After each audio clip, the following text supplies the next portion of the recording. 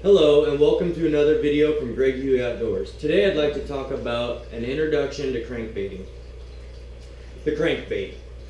Here's your typical crankbait. Okay, we're going to talk about what it is, what it does, where to fish it, all these different things. We're going to talk about bill sizes and how deep to get them, some equipment to use. So let's get started. Let's start with the bill. As you can tell, these bills are different. One's shorter and skinnier, one's wider and fatter. The bill length is what determines how deep the crankbait will dive. The bigger and wider the bill, the deeper the dive. So as you can tell with this bill on this crankbait, this one's going to be a shallow running crankbait and this one's going to be a deep running crankbait. Also the bill, you can tell by this one sticks straight out, that's going to be a deep diver. This one's at an angle, that's going to be a little bit more shallow of a diver. Okay. Speaking of dive angles, crankbaits always make a U shape. The deeper the crankbait, the more prominent that U is and the tighter it is. The shallower the crankbait, the longer the arc and the shallower. Okay. Shallow, long arc for small crankbait lips, deep crankbait lips, long, deeper arcs like that.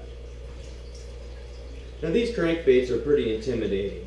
You know, they got these big hooks hanging, but the other thing that the lip does is it's a deflective property. These are used to deflect off cover. They'll come down and hit something and deflect and roll right over that. So that's another thing that the lip is used for, is a deflective property. Keeps those hooks from hanging up on stuff when it rolls over. Okay. So the two things that you're trying to do with the crankbait is basically you're trying to make it look like a crawdad on the bottom where it's hunting and rooting around, or maybe you're trying to imitate a bait fish and you're up there and you're wounded or disorientated. Okay, so keep that in mind. Those are the two things you're trying to do. Here's a bait fish pattern, your bluegill, which I would work higher in the water column. Here's a crawdad pattern, which I'm going to do that hunting and rooting on the bottom. Okay. So, one other type of crankbait I'd like to go over, and that is a lipless crankbait, no bill. Okay. They don't need to be cranked to dive. On a crankbait with a bill, you have to wind that thing down to get it to dive. These, when you throw them out, they just drop straight down. They sink. Or the advantage to this crankbait is that you can rip it out of grass. If you get this down in the grass, you can just rip it right out and continue your retrieve. Now, as far as the billed crankbait, those would get hung up in the weeds and get stalled out and you wouldn't be able to hardly retrieve them. Where this, you can just rip it out. So I hope I went over enough of the bill and what the crankbait does and different kind of crankbaits to get you at least started. Let's talk about rod, line, and reel. Okay. First of all, you don't want to use graphite. You want to use a glass rod for crankbait fishing because of the amount of give that this thing has.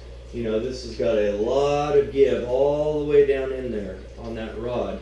And that keeps the fish. Sometimes these fish will get a hold of the bait and they can kind of get some momentum to throw that bait and get rid of it. So with a real parabolic bend in your rod and a lot of give and take, that fish is trying to get rid of that lure, but it cannot because of the give and take of the rod. It absorbs that, gets the fish in the boat. The reel, I use a 5.1-to-1 gear ratio reel. That is the best reel for diving type crankbaits. It's a nice slow sachet.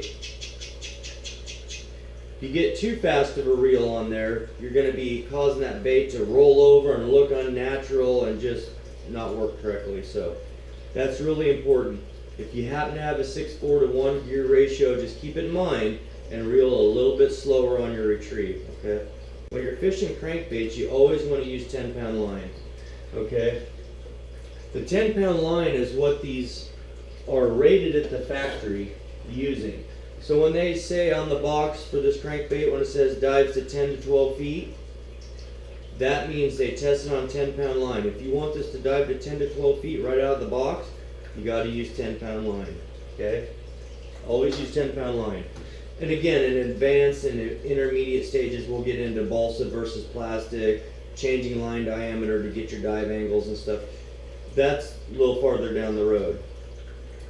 So I hope that helps you with the rod, reel, and line to use for crankbaiting.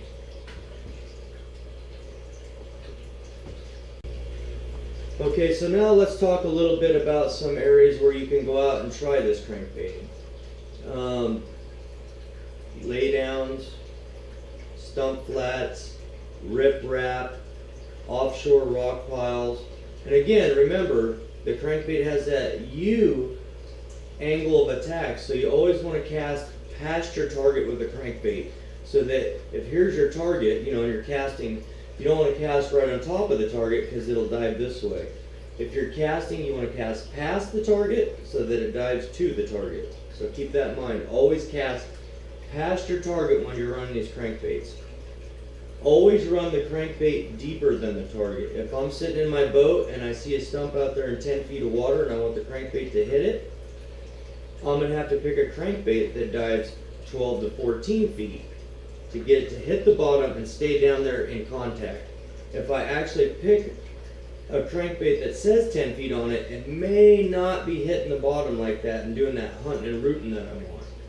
So always try to pick a crankbait that dives deeper than what you're sitting in the water, your boat is sitting in the water, if you're trying to do the hunting and rooting on your crankbait. If I'm taking a bait fish profile and I'm trying to do more of a wounded or disorientated, let's say I don't have any targets I'm hitting, I'm just throwing the crankbait out and winding it back. You may catch a few fish doing that, but again, keep in mind, we want to look wounded or disorientated. So maybe instead of just winding it straight back, if you have more of a stop, stop, go, stop, that retrieve. Try it, reel it down, stop it, reel a couple times, stop it, reel, reel, reel, reel, stop it, reel, stop it, and then a steady retrieve for a while, and then go back to that stop and go. That's going to give an erratic action a lot better than if you're just reeling that bait straight back to you. So keep those two things in mind. You're either hunting or rooting on the bottom and digging that crankbait into the bottom, or you're acting like you're wounded or stressed out or disorientated if you're fishing that higher up in the water column, imitating a bait fish. So again, I'm Greg Huey. This is another video from Greg Huey Outdoors. I hope that helped you out. And until next time, I hope to see you